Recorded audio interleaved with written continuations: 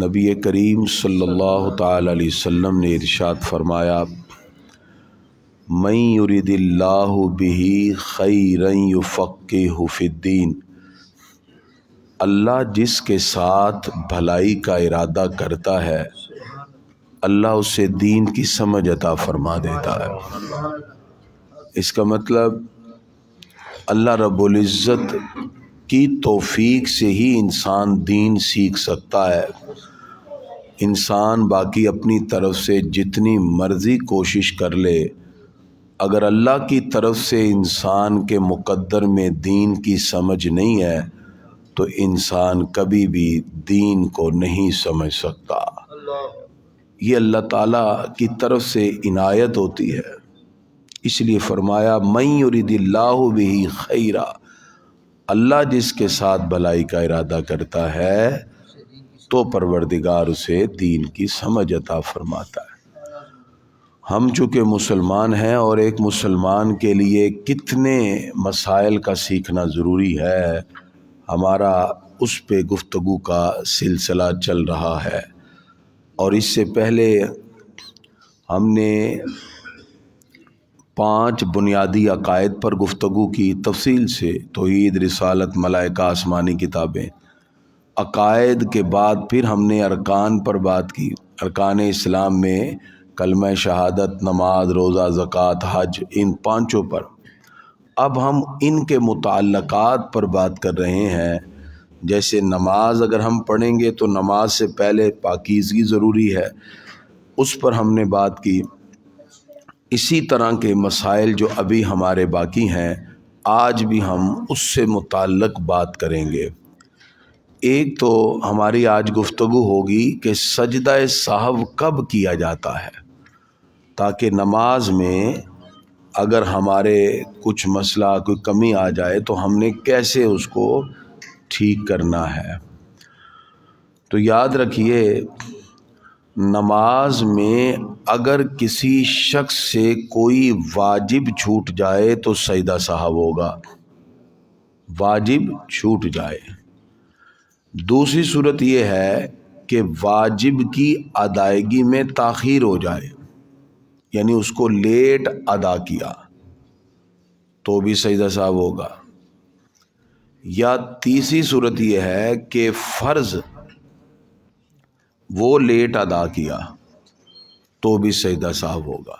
اب ان تینوں صورتوں کو میں مثال سے سمجھاتا ہوں۔ مثلا اگر کوئی شخص نماز کے اندر 2 رکعت کے بعد جب بیٹھ کے اتحیات پڑھتے ہیں، یہ پڑھنا بھول گیا، 2 رکعت کے بعد وہ 4 فرض پڑھ رہا تھا، 4 سنتیں پڑھ رہا تھا، 2 رکعت کے بعد بیٹھنے کی بجائے وہ ڈائریکٹ تیسری میں کھڑا ہو گیا۔ اب اس کا 2 رکعت کے بعد بیٹھنا بھی واجب تھا، اس میں اتحیات پڑھنا بھی واجب تھا، اس کے واجب چھوٹ گئے۔ اب وہ کھڑا ہو گیا تیسری رکعت میں، تو اب وہ بیٹھے گا نہیں بلکہ نماز جاری رکھے گا، اینڈ پہ جا کے اس نے سجدہ سہو کر لینا ہے، اس کی نماز ہو جائے گی۔ ٹھیک ہے جی، یہ سادہ سا مسئلہ۔ دوسرا، جیسے فرض ہم پڑھتے ہیں یا ظہر کی سنتیں، سنت موقدہ اور فرض، اس میں جب ہم 2 رکعت کے بعد اتحیات میں بیٹھتے ہیں تو ہم عبدہ و رسولہ پڑھ کے اب ہم اگلی رکعت کی طرف کھڑے ہوتے ہیں، یعنی عبدہ و رسولہ کے بعد پھر کھڑا ہونا واجب ہوتا ہے۔ ایک شخص عبدہ و رسولہ کے بعد کھڑا ہونا بھول گیا، اس نے آگے درود پاک شروع کر دیا۔ جیسے ہی وہ پڑھے گا اللہم صلی علی محمد، یہاں تک پہنچے گا تو 3 کلمے اس سے پڑھے گئے، اب اس کے واجب میں تاخیر ہو گئی۔ کھڑا ہونا واجب تھا نا، تو لیٹ ہو گیا، اب واجب میں تاخیر ہو گئی تو اب بھی اس پہ سجدہ سہو لازم ہو جائے گا۔ درود پڑھنا شروع ہو گیا، اس کو تھوڑی دیر بعد یاد ہو میں نے تو کھڑا ہونا تھا، اب وہ درود پاک جہاں تک بھی پڑھ چکا ہے، ٹھیک ہے نا، کما صلیت علی ابراہیم، یہیں بھی پہنچا تو اس کو یاد آ گیا، اب وہ فوراً اللہ اکبر کہہ کے کھڑا ہوگا۔ لیکن اس نے واجب میں تاخیر کر دی ہے، تاخیر کی وجہ سے اس پہ کیا ہو جائے گا جی؟ سجدہ سہو۔ یہ بھی کلیئر ہو گیا جی۔ واجب چھوٹے تو سجدہ سہو ایک، واجب میں تاخیر ہو جائے، لیٹ ہو جائے تو بھی سجدہ سہو۔ تیسرا ہے فرض میں تاخیر ہو گئی۔ فرض میں تاخیر ایسے ہے، مثلاً اس نے نماز پڑھتے ہوئے ایک رکعت میں جب سجدے میں گیا، اللہ اکبر، ایک سجدہ کیا اور ڈائریکٹ اگلی رکعت میں کھڑا ہو گیا۔ جیسے ہی کھڑا ہوا اس کو یاد ہے، ہو سجدہ تو میں نے دوسرا کیا ہی نہیں۔ اب سجدہ تو فرض ہے، سجدہ تو فرض ہے، دو سجدے کرنے تھے، اس نے کتنے کیا جی؟ ایک، فرض چھوٹ گیا۔ اگلی رکعت اب وہ یہ دوبارہ سجدے میں نہیں آئے گا چونکہ وہ کھڑا ہو چکا ہے، رکعت جاری رکھے۔ اگلی رکعت میں جب وہ سجدے کرنے آئے گا تو اس رکعت کے دو کر کے پچھلی رکعت کا ایک اور کر لے گا۔ اب اس نے تین سجدے کیے، دو تو اس رکعت کے کیے اور ایک پچھلی رکعت کا۔ دوسری صورت یہ ہے کہ اس کو یاد ہی نہیں آیا، دوسری رکعت میں بھی نہیں، تیسری میں نہیں، آخر میں یاد آیا، ہو پہلی رکعت میں تو میں نے ایک سجدہ کیا ہے۔ اب وہ آخر میں بھی کر سکتا ہے، آخر میں جب دو سجدے کرے گا اس رکعت کے تو ایک پیچھے والا جو رہ گیا وہ کرے گا۔ اب یہ جو سجدہ اس نے پیچھے والا رہ گیا جو کیا ہے، یہ تو تھا فرض، تو فرض میں کیا ہوگی؟ تاخیر، تو آخر میں پھر اس کو سجدہ سہو کرنا پڑے گا۔ سمجھ آ گیا جی؟ بالکل آسان بتا دیا۔ واجب چھوٹے تو سجدہ سہو، واجب لیٹ ہو جائے، واجب کی ادائیگی میں تاخیر ہوگی تو بھی سجدہ سہو، یا پھر فرض۔ اب یہ چیزیں ہم نے ڈیٹیل سے پہلے بتا دی ہوئی ہیں کہ نماز کے اندر فرض کیا ہے، واجب کیا ہے، یہ تو ہم پہلے بتا چکے ہوئے ہیں، ٹھیک ہے جی۔ اب سجدہ سہو کرنا کیسے ہے؟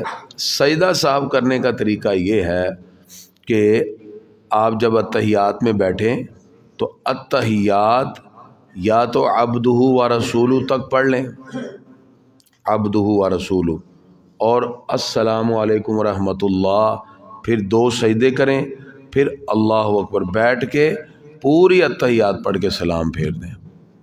اب کسی نے مجھے کہا کریمی صاحب اگر پہلی میں بھی پوری اتحیات پڑھ لیں تو کوئی حرج نہیں ہے، یعنی پہلے میں بھی پوری اتحیات پڑھ کے پھر کہا السلام علیکم ورحمۃ اللہ، پھر دو سجدے کیے، پھر بیٹھ کے پوری اتحیات پڑھ لی تو بھی حرج نہیں ہے۔ یہ طریقہ ہے جی سجدہ سہو کا، ٹھیک ہے جی۔ یہ ساری بات اچھی طرح ذہن نشین ہو جانی چاہیے۔ ایسے ہی دعائے قنوت چھوٹ گئی، سجدہ سہو ہو جائے گا۔ سورہ فاتحہ چھوٹ گئی، سجدہ سہو ہوگا۔ سورت ملانا بھول گئے، سورہ فاتحہ پڑھ کے ڈائریکٹ رکوع میں حالانکہ سورت ملانی تھی، سجدہ سہو ہو جائے گا، ٹھیک ہے نا۔ اس طرح جتنے بھی واجب چھوٹیں گے سجدہ سہو، فرض میں تاخیر ہوگی سجدہ سہو۔ اچھا ایک صورت، بندے نے فرض ادا ہی نہیں کیا، مثلاً اس نے سجدہ چھوڑ دیا ایک، وہ چلتا گیا، نماز پڑھ کے فارغ ہو کے اس کو یاد ہے ہو بھئی ایک سجدہ میرا رہتا تھا وہ میں نے تو ادا ہی نہیں کیا، اب یہ نماز دوبارہ پڑھنی پڑے گی۔ نماز میں فرض ہی رہ گیا تو نماز ختم ہو گئی، سلام پھر گیا تو اب سجدہ سہو نہیں ہے، اب کیا ہوگا جی؟ نماز دوبارہ پڑھنی پڑے گی جی۔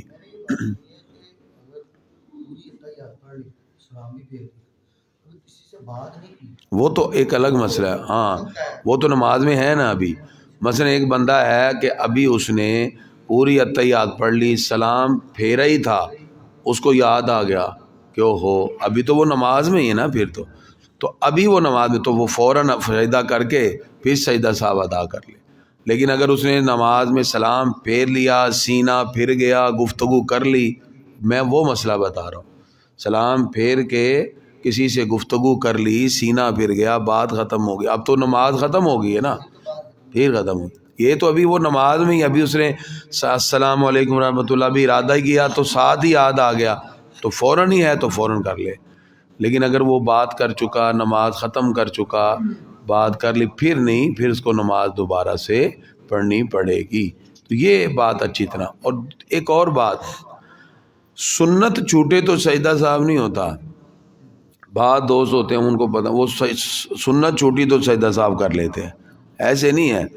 مثلا ایک جگہ وہ سمیع اللہ لمن حمیدہ ربنا لک الحمد کہنا ہے، تو امام سے غلطی سے کھڑے ہو کے ہو گیا ربنا لک الحمد، اس نے سمیع اللہ لمن حمیدہ نہیں کہا، کھڑا بھی وہ ہوا ہے، سب کچھ ہے. اب ربنا لک الحمد اس نے کہہ دیا سمیع اللہ کی جگہ، یہ تو سنت ہے. انہیں آخر میں سجدہ صاحب کر دیا. ابھی سجدہ صاحب کیوں کیا ہے؟ کہہ جی سنت چھوٹ گئی ہے. ابھی سنت چھوڑنے پہ سجدہ صاحب کدھر ہوتا ہے؟ سمیع اللہ لمن حمیدہ کی جگہ اس نے ربنا لک الحمد کہہ دیا ہے، تو اس سے سجدہ صاحب نہیں ہوتا، کیونکہ اس نے واجب تھوڑی چھوڑا ہے اس نے تو سنت چھوڑی ہے. تو یہ مسئلہ بھی اچھی طرح ذہن نشین ہو جانا چاہیے، تاکہ نماز کے اندر یہ تمام. اچھا اگر کسی بندے کو شک ہو جائے نماز میں، یار پتہ نہیں میں نے 3 پڑھی ہیں کہ 4، 3 پڑھی ہیں کہ 4، 2 صورتیں ہیں. بعض لوگ ہوتے ہیں ان کو شک کی عادت ہوتی ہے. اس کے لیے میں آپ کو طریقہ بتاؤں، اپنا وضو کامل کیا کرے، شک نہیں ہوگا. سیدھا سیدھا صاحب. وہ بندے کہتے ہیں جی کریمی صاحب نماز کے خیال بڑے آندے نے، تو میں کہ وضو پکا کرو نا. وضو اور طہارت مضبوط ہونی چاہیے، یعنی آپ بالکل صحیح. ٹھیک ہے نا. ایک بزرگ تھے، جب وہ کہتے تھے اللہ اکبر تو سامنے رب کو پا لیتے تھے، کیونکہ نماز اصل میں معراج ہے، اللہ سے ملاقات ہے. جب حضور صلی اللہ علیہ وسلم اللہ کے جلووں میں پہنچے نا معراج کی رات، تو پروردگار نے یہ دیدار کروایا. چونکہ جناب حضرت موسیٰ علیہ السلام نے جب عرض کیا تھا کہ یا اللہ میں دیکھنا چاہتا ہوں، اللہ فرماتا ہے نہیں، یہ تو میرے محبوب کے لیے سب سے پہلے ہوگا، وہی مجھے دیکھیں گے. میں پھر ان کی امت میرا دیدار کرے گی. امت کا دیدار کیا ہے؟ یہ جو حدیث میں آتا ہے الصلاۃ معراج المومن، حضور کا معراج رجب میں ہوا. مسلمان جب چاہے اللہ اکبر کہہ کے معراج کر سکتا ہے، اگر ہو صحیح نماز پڑھنے والا. یہ نہیں کہ نماز میں بس ڈنڈی ماری بڑا بڑا، ایسے نہیں. بالکل میں نے بتایا نماز پڑھنے میں اور قائم کرنے میں بڑا فرق ہے. ہم پڑھنے والے تو ہیں، قائم مشکل سے ہوتے. قائم کریں نماز. تو وہ بزرگ جیسے کہتے اللہ اکبر تو رب کا دیدار. تو ایک دن نہیں ہوا، وہ بڑے پریشان، اللہ اکبر. تو وہ بعد میں ملال، تو اللہ کی طرف سے دل میں پیغام میں میسج آیا، القاء ہوا کہ وضو کرتے وقت جب تو نے پاؤں دھوئے تو محبوب کی سنت ہے نا کہ پاؤں کے اندر انگلیوں میں ایسے خلال کرنا، تو نے چھوٹی انگلی کا خلال چھوڑ دیا، میں تمہیں اپنا دیدار کیسے کراؤں؟ اتنا اس کے اندر ضروری سنت پہ پورا ایسے. ایک بزرگ ہیں اللہ والے، اب میں چونکہ اب آپ کو ساتھ ساتھ چلیں، اب بیٹھتے ہیں تو کچھ نہ کچھ وہ بات بھی بتاؤں. وہ کہتے میں داتا صاحب حاضری دی تو پہلی رکعت میں داتا صاحب خود نماز پڑھ رہے ہیں. وہ صاحب نظر تھے بزرگ. کہتے نماز سے فارغ ہو کے داتا صاحب پھر اپنے مزار شریف میں آ گئے. کہتے میں نے حاضری دی ان کی بارگاہ میں، ان کو کشف القبور تھا. تو میں نے عرض کیا کہ حضرت میں نے بھی آپ کو جماعت میں دیکھا ہے، تو آپ تو اب برزخ میں ہیں، اب آپ کو نماز کی کیا ضرورت ہے؟ فرمایا کہ ہاں برزخی زندگی میں الحمدللہ ہم ہیں، لیکن جب رب کا دیدار کا دل کرتا ہے تو ہم بھی نماز میں آ جاتے ہیں. ٹھیک ہے. یہ اولیاء کرام جب رب سے، یعنی حشر میں بھی، برزخ میں بھی جب آپ چلے جائیں گے نا، جو نیک لوگ ہوں گے ان کا جب دل کرے گا کہ اب رب سے ملاقات کریں، تو وہ برزخ میں کیا کریں گے؟ نماز پڑھیں گے. نماز اصل میں رب سے ملاقات ہے، جو ملاقات کا ہمیں ابھی تک اس لذت کو ہم پا ہی نہیں سکے، کیونکہ ہم سب نماز پڑھی جا رہے ہیں، قائم نہیں نہ کر رہے ہم نماز کو. قرآن میں کیا کہا گیا؟ وَيُقِيمُونَ الصَّلَاةَ کہ وَيُصَلُّونَ الصَّلَاةَ، وَيُصَلُّونَ الصَّلَاةَ ہوتا تو فرمایا وہ نماز پڑھتے ہیں. اللہ فرماتا نہیں وَيُقِيمُونَ الصَّلَاةَ، وہ نماز قائم کرتے ہیں. طہارت پاکیزگی پوری رکھا کریں مکمل. میں نے اس لیے طہارت پہ بات کی نا، کپڑے بھی پاک. اپنے گھر میں یہ ساری باتیں سمجھائیں کہ ناپاک کپڑوں کو الگ رکھنا ہے، پاک ہو، یہ پاکیزگی کا خیال رکھیں، اور پھر کامل طہارت وضو کے ساتھ آئیں تو انشاءاللہ اللہ کے فضل سے آپ بھی ایک سٹیج پہ پہنچیں گے کہ نماز ہوگی اور اللہ رب العزت کا دیدار ہو رہا ہوگا، اس کے انوار و تجلیات آپ کی طرف متوجہ ہونا شروع ہو جائیں گے۔ تو اس طرح نماز کے اندر خشوع، خضوع اور اللہ کی محبت یہ سب شامل ہو۔ اس کے بعد ہم کچھ مسائل آپ کے سامنے اچھا، جب وہ نماز حضور صلی اللہ علیہ وسلم تشریف لائے نا تو اللہ نے تحفہ دیا، فرمایا یہ محبوب اپنی امت کے لیے لے جاؤ، یہ تحفہ ہے، اور یہی تحفہ جو معراج کی رات ملا، ہم جتنے خشوع خضوع سے پڑھتے ہیں ہمیں اللہ کا دیدار نصیب ہوتا ہے، اللہ کا قرب نصیب ہوتا ہے۔ اب نماز مریض کا کچھ مسئلہ، کچھ لوگ کہتے ہیں نہیں ہم بیمار ہیں، میں ویسے اس میں یہ کہا کرتا ہوں کہ اگر کوئی شخص کھڑا نہیں ہو سکتا یا بیٹھنے میں مسئلہ ہے تو دو صورتیں ہیں۔ مریض کی نماز میں اگر ممکن ہو تو وہ زمین پہ بیٹھ کے نماز پڑھ لے کرسی کی بجائے، کیونکہ کرسی کے اندر تھوڑا سا اپنے آپ کو ظاہر کرنا ہے، اللہ کے سامنے جتنی عاجزی پیش کر لیں گے اللہ تعالیٰ وہی قبول فرمانے والا ہے۔ آج سے تقریباً 10-12 سال پہلے، 13 سال پہلے کوئی مسجد میں کرسی ہوتی تھی؟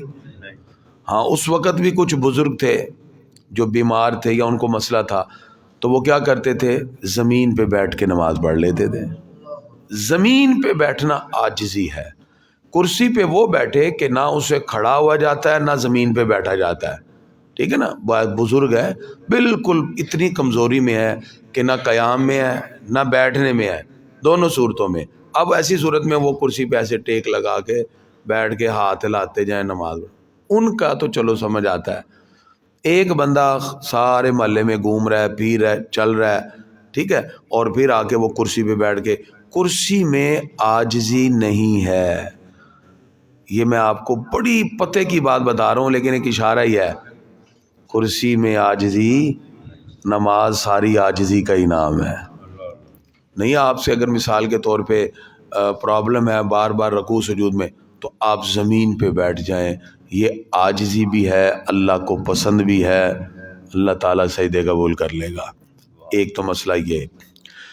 پھر مریض اگر کسی بھی صورت میں ہے، شریعت کہتی ہے نماز پڑھے، مثلا وہ کھڑا نہیں ہو سکتا تو بیٹھ کے نماز پڑھ لے، بیٹھا نہیں جاتا تو ٹیک لگا لے، میں نے کہا نا کرسی پہ ٹیک لگا کے نماز پڑھ لے، اشارے سے پڑھ لے، ٹھیک ہے۔ اسی طرح اگر اس سے بھی نہیں ہے تو لیٹ کے پڑھ لے، یہاں تک شریعت نہیں ہے، لیٹے گا تو اپنا نیچے رکھ کے تکیہ وغیرہ اوپر کر کے، پھر اگر اس کی بھی طاقت یعنی لیٹ کر اشارے کرے گا تو پورے اسی طرح، اور دائیں کروٹ پہ قبلے کی طرف منہ کر کے نماز پڑھ لے۔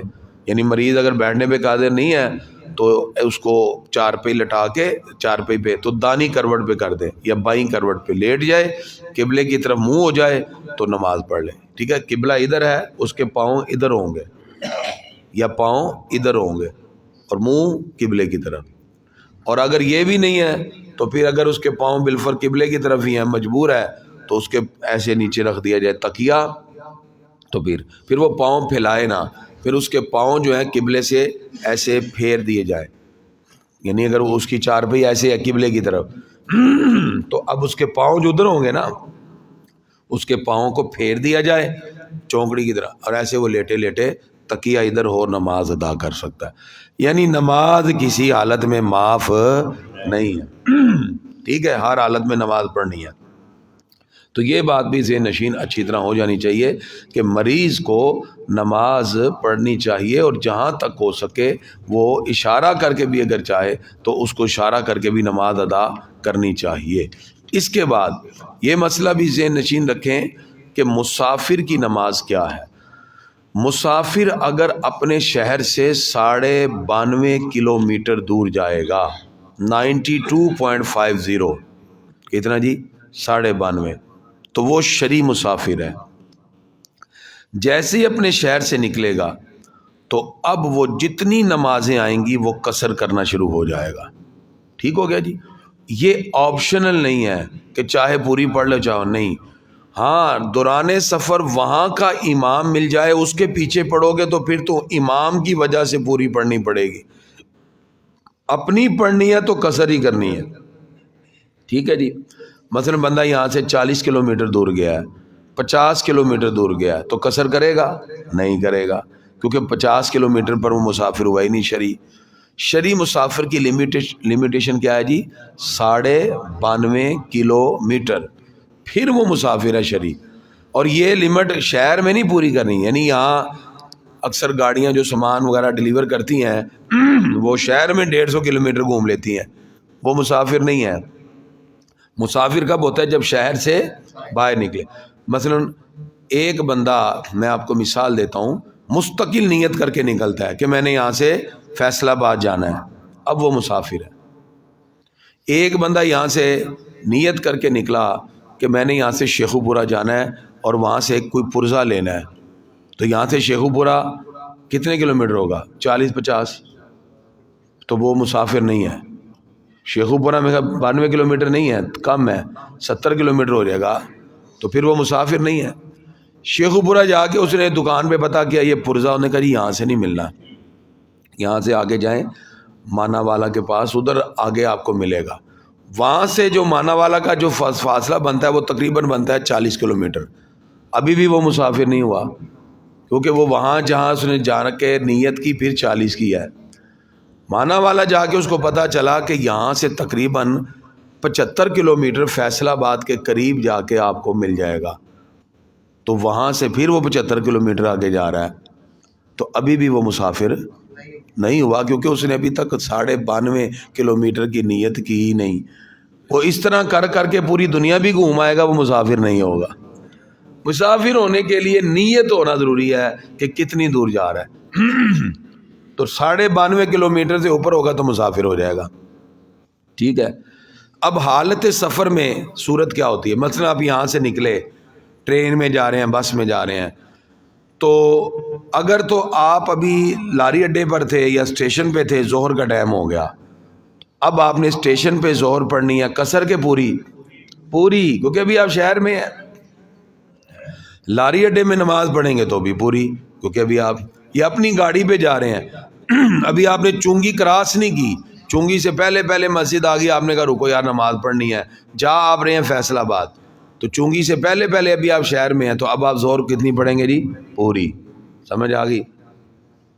جیسے ہی آپ شہر کی حدود کراس کریں گے، مثلا آپ نے شہر کی حدود کراس کر لی، اس کے بعد جا کے آپ نے کہا جی اب نماز بھی ظہر کی پڑھ لیں، ٹھیک ہے، آپ کے پاس کوئی پرابلم نہیں، اپنی گاڑی ہے، تو آپ آرام سے جا کے سنتیں بھی ادا کریں اور فرض 4 کی بجائے کتنے پڑھ لیں؟ 2. یہ قصر ہے. لیکن اگر آپ ٹرین میں ہیں، بس میں ہیں، وہ کہتے جی فٹافٹ یار نماز جنہیں پڑھنی پڑھ لو، اسی گڈی 5 منٹ سے توڑ دینی ہے، ٹھیک ہے، تو بہتر اب آپ وضو ہو کے بیٹھیں، آپ پھر جلدی سے اتریں. اب آپ کے پاس چونکہ اتنا ٹائم نہیں، اگر آپ سنتے وغیرہ پڑھنے شروع کریں گے تو پھر آپ صرف 2 فرض پڑھیں اور چل پڑیں، 2 فرض، ٹھیک ہے، آسانی ہو گئی. یہ طریقہ ہے. اور جب آپ وہاں پہنچ گئے فیصل آباد، اب سوال ہے کہ آپ نے وہاں ٹھہرنا کتنے دن ہے. آپ کا وہاں سٹے 1 دن ہے، 5 دن ہے، 8 ہے، 10 ہے، 14 ہے، 15 سے کم اگر آپ وہاں ٹھہر رہے ہیں تو پھر آپ نے وہاں قصر ہی پڑھنی ہے. وہاں کے امام کے پیچھے پڑھیں گے تو پوری، اپنی پڑھیں گے تو پھر کتنی پڑھیں گے جی؟ 2، یعنی 4 کی جگہ کتنی پڑھ لیں گے؟ 2.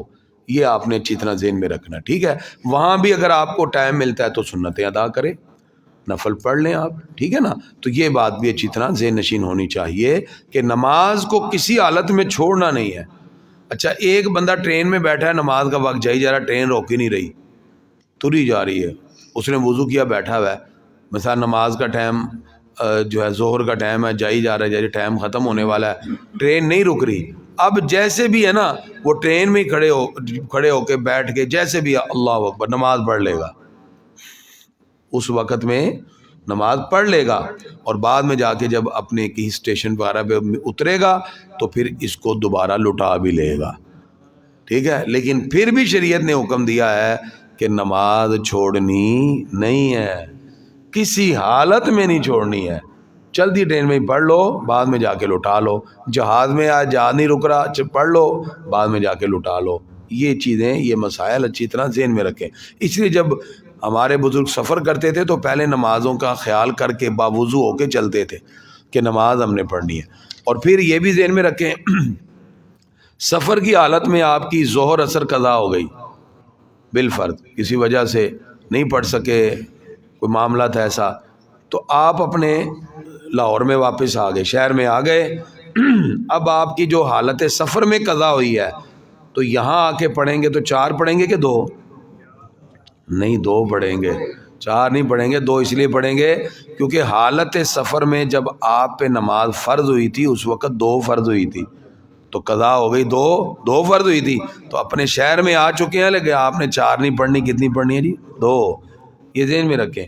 اور اگر اسی طرح اپنے شہر میں قضا ہو گئی، مثلا ابھی آپ لاہور میں ہی تھے، کوئی مسئلہ تھا، کوئی ایسا تھا کہ آپ کی یہاں ظہر بھی قضا ہو گئی، عصر بھی ہو گئی، پھر آپ یہاں سے سیدھا سفر میں نکل گئے، وہاں جا کے آپ رات کو پہنچے عشاء کے ٹائم، اب آپ نے کہا جی پہلے نمازیں قضا کر لوں، تو اب آپ نے جو یہاں اب ہے سفر میں، اب آپ 2 پڑھیں گے کہ 4؟ اب 4، کیونکہ آپ کی یہاں ظہر عصر جو قضا ہوئی ہے وہ 4 ہوئی ہے، پوری ہوئی ہے، اگرچہ اب آپ مسافر ہیں، تو اب آپ مغرب کی 3 پڑھیں گے اور عشاء کی باقی رکھتے پڑھ کے فرض 2 اور باقی ظہر عصر کی قضا 4، یہ ذہن میں رکھنا۔ جی اگر آپ کا وہاں اپنا گھر موجود ہے، آبائی گاؤں کی 2 صورتیں ہیں، ایک ہے جی پہلے کبھی آپ کے باپ دادا بڑے رہتے تھے، وہاں آپ کا مکان تھا، اب آپ نے اپنا حصہ لے لیا، بیچ بوجھ کے لاہور چاہ گئے، اب لاہور کا مکان ہے، اب آپ وہاں جائیں گے تو قصر ہی پڑیں گے۔ اور اگر آپ کا وہاں بھی مکان ہے، مثلا ایک بندہ ہے وہ فیصل آباد کا رہنے والا ہے لیکن وہ نوکری یہاں کرتا تھا، اس نے یہاں آ کے بھی ایک مکان خرید لیا، اب اس کا اپنا ذاتی مکان وہاں بھی ہے، وہاں بھی وہ جا کے رہتا ہے، یہاں بھی، اب وہاں بھی وہ پوری پڑے گا، یہاں بھی پوری پڑے گا۔ آبائی گھر کا سیدھی بات ہے، آبائی گھر اگر آپ کا موجود ہے، وہاں آپ کا اپنا ذاتی گھر ہے، ریزیڈنٹ ہے آپ کی، تو آپ وہاں جائیں گے تو پوری پڑیں گے، ادھر آگے بھی پوری، کیونکہ یہاں بھی آپ کے بیوی بچے رہ رہے ہیں، ٹھیک ہے نا۔ لیکن اگر آپ نے وہ بیچ دیا، وہ مکان میں اب آپ کا حصہ نہیں ہے، صرف آپ جاتے ہیں ریلیٹیو سے ملنے جاتے ہیں، تو پھر آپ مسافر ہی ہیں، پھر مسافر کی نماز پڑھیں گے۔ اسی طرح عورت ہے، اگر وہ مثال کے طور پہ فیصل آباد کی رہنے والی ہے، شادی لاہور میں ہو گئی ہے، اب یہ نہیں ہے کہ وہ فیصل آباد جا کے پوری نماز پڑھے گی، اب اس کا گھر وہ نہیں ہے، اس کا گھر اب یہ ہے، ٹھیک ہے نا۔ جب روحوں کا نظام بنتا نا، یہ کبھی انشاءاللہ آپ کو معرفت کی بات بھی ہم سنائیں گے، تو اسرائیل علیہ السلام جب اس سے جوڑتے ہیں نا بندے کے، ایسے وہاں جوڑے بنتے ہیں ایسے، تو اب اس عورت کی جب شادی ہوتی ہے نا، وہ کہتے ہیں اب اس کا جوڑا ادھر سے کاٹ دو، اس کا جوڑا بھی ادھر بن گیا ہے، ایسی ڈیوٹیاں لگتی ہیں فرشتوں کی، وہ آپ کو انشاءاللہ کبھی ہم وہ بھی بتائیں گے۔ تو اب وہاں سے اس کا ختم ہو گیا، ٹھیک ہے، اس کا رزق بھی وہاں سے ختم، کہ بھی اب وہ اپنے ابو کے گھر سے آ گئی ہے، اپنی ماں کے، اب اس کا رزق اپنے شوہر کے گھر میں ہے، پھر اس کا منہ ادھر موڑا جاتا ہے۔ سارے فیصلے اللہ کے ایسے ہوتے ہیں، ایک ایک بالکل ایکوریٹ، کہ ادھر کا رزق ادھر آ گیا، ساری چیزیں ادھر موڑ دو جی اب اس کی، اور اس کا سارا نظام بھی ادھر، اب وہ اسی خاندان کے ساتھ، اسی کے ساتھ، اب وہ وہاں نماز جا کے کتنی پڑے گی جی؟ قصر، اگرچہ اس کے امی ابو کا گھر فیصل آباد ہے، لیکن اب اس کا اصل گھر اپنے شوہر کا گھر ہے۔ سمجھ آ رہی ہے نا؟ یہ چیزیں ساری اچھی طرح ذہن نشین رکھیں، تاکہ ہمارا مقصد ہے کہ نماز اور ان کے سارے احکام ہم اچھی طرح جان لیں۔ اور مسافر جو ہوگا، اگر جا کے مقیم ہو جاتا ہے، مقیم کا مطلب فیصل آباد میں ہے تو مسافر، لیکن دن اس کے 20 وہاں لگ جائیں گے، اب وہاں وہ پوری پڑے گا کیونکہ وہ مقیم ہو گیا۔ ایسے عمرے کا مسئلہ بھی دوست پوچھ رہے تھے، اس کا سٹے اگر مکہ کے اندر ہے 10 دن، پھر مدینہ شریف میں ہے اس کا 12 دن، اب وہ مکہ میں بھی مسافر ہے اور مدینہ میں بھی مسافر ہے، وہاں کے امام کے پیچھے پڑے گا تو پوری، اپنی پڑے گا تو قصر، یہ ذہن میں رکھے۔ اور قصر میں یہ نہیں ہے کہ اس کو اختیار ہے چاہے پوری پڑھ لے آدھی، نو نو نو، اس نے قصر پڑھنا واجب ہے، ان تقصروا من الصلاۃ، نماز میں قصر واجب ہوتی ہے، اس لیے اس بات کو اچھی طرح ذہن میں رکھیں۔ اگر آپ کے ذہن میں کوئی سوال ہو تو پوچھ بھی سکتے ہیں بلا جھجک، ہمارا مقصد ہی آپ کے لیے۔ جی آپ کیا بول رہے ہیں؟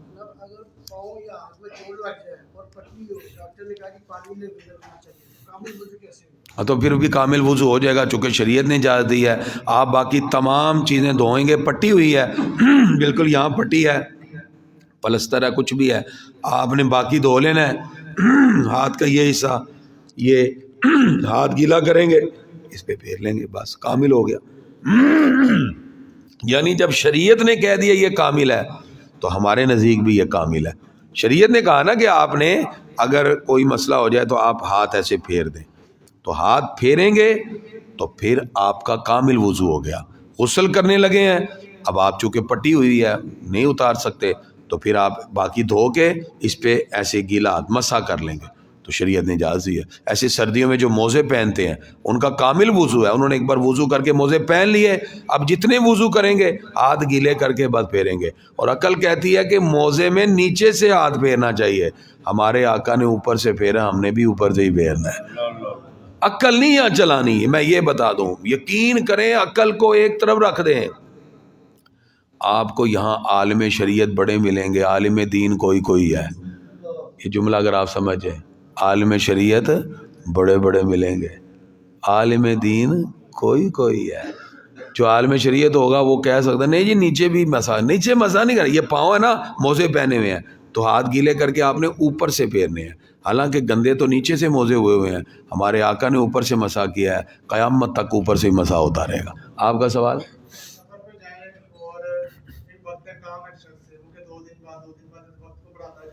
ہاں یہ بھی دیکھیں، بڑا اچھا انہوں نے مسئلہ پوچھا.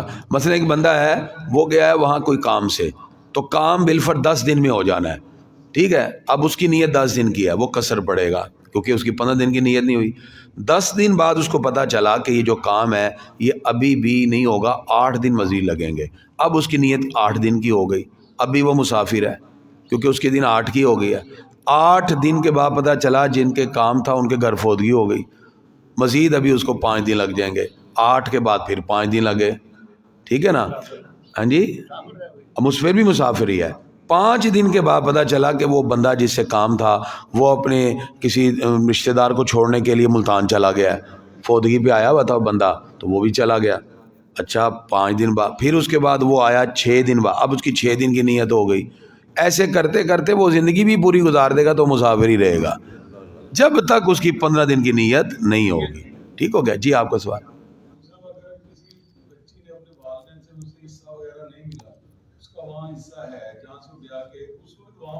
نہیں پھر بھی نہیں، حصہ کی بات الگ ہے.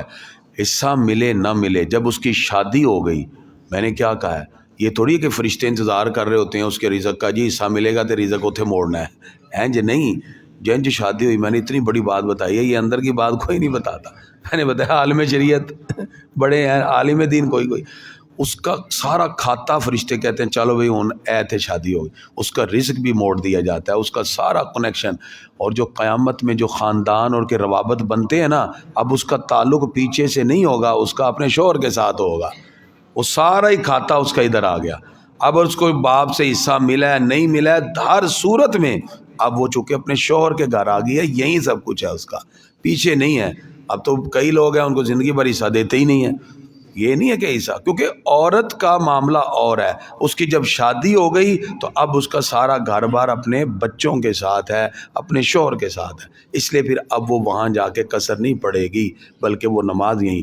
مرد کا معاملہ اور ہے، چونکہ مرد ہوتا ہے گھر کا سربراہ، اس نے اپنے گھر کے بارے میں ڈیسیژن کرنا ہے. اگر اس نے 2 گھر رکھے ہوئے ہیں تو وہ دونوں میں حیثیت رکھتا ہے، لیکن عورت نہیں. عورت کا حصہ وہاں ہو بھی تو وہ پھر بھی بھائیوں کے پاس جائے گی، تو وہ ایک ذاتی طور پہ حیثیت نہیں رکھتی. عورت ہے نا، وہ ساری بات ہے. وہ کہیں گے تمہارا تو گھر وہ ہے، تم اپنے باپ کے گھر سے ٹھیک آئی ہو، کھاؤ پیو یا حصہ لے لو، لیکن لو یا نہ لو پھر بھی اس کی حیثیت گھر کے سربراہ کی نہیں ہے، مرد کی سربراہ کی حیثیت ہوتی ہے. جی اور کوئی سوال؟ دعا ہے اللہ تعالی ہم یہ جو بیٹھ کے دین کی بات کرتے ہیں فجر کے بعد، اللہ تعالی ہماری سب کی بخشش کا ذریعہ بنا دے. الحمدللہ رب العالمین ولا